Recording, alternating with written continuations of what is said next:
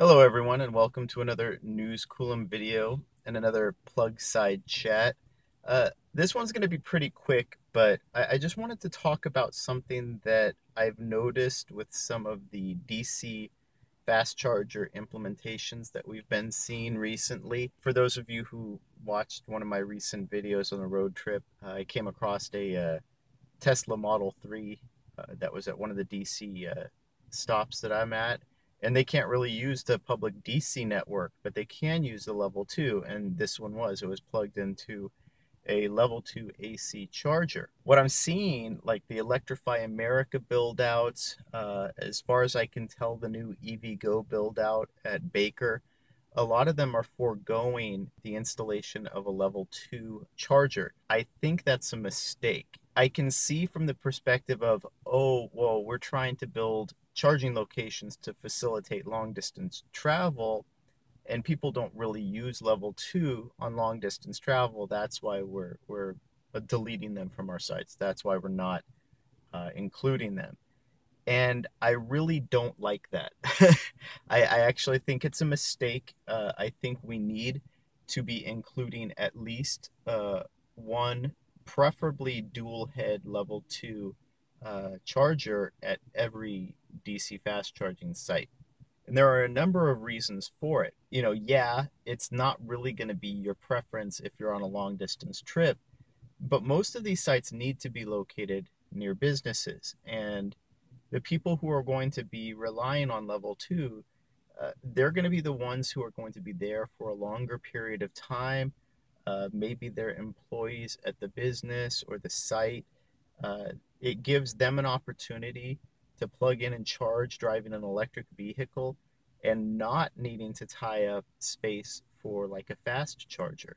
So essentially what you're doing is you're giving people an opportunity to match their use case with a more appropriate charger. The other thing that gets missed is a lot of times these chargers, the networks will go down, or there'll be a broken charge head. And we don't really have the capital or the time to build out infrastructure with DC fast chargers every 10, 15 miles.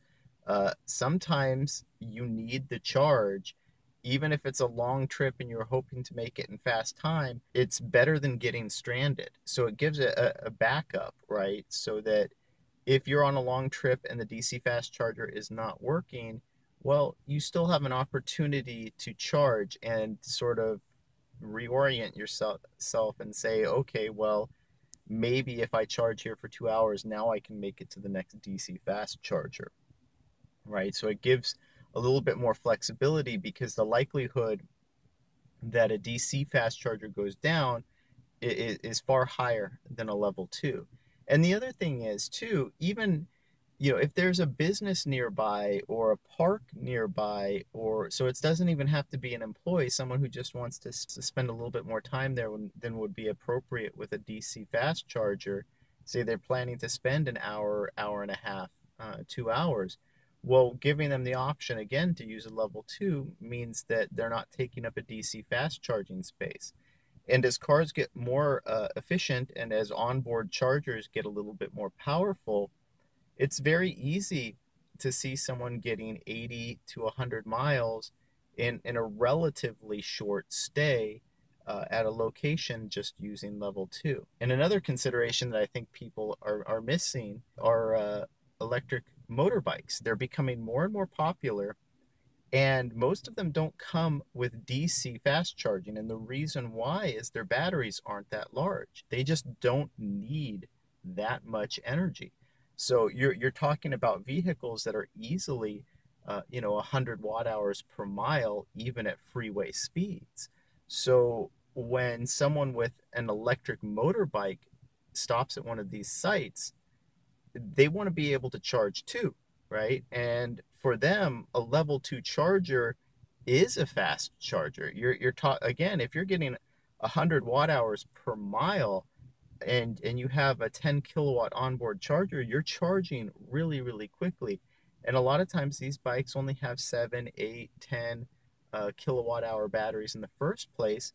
So a 1 hour stop for them is good for a couple hundred miles. So uh, it's also an opportunity for them as well. And then, of course, we have, referencing back to that Model 3, we do have a lot of Tesla owners who maybe don't have a CHAdeMO adapter if they have a Model S or X, or maybe if they have a Model 3, J1772 is their only option.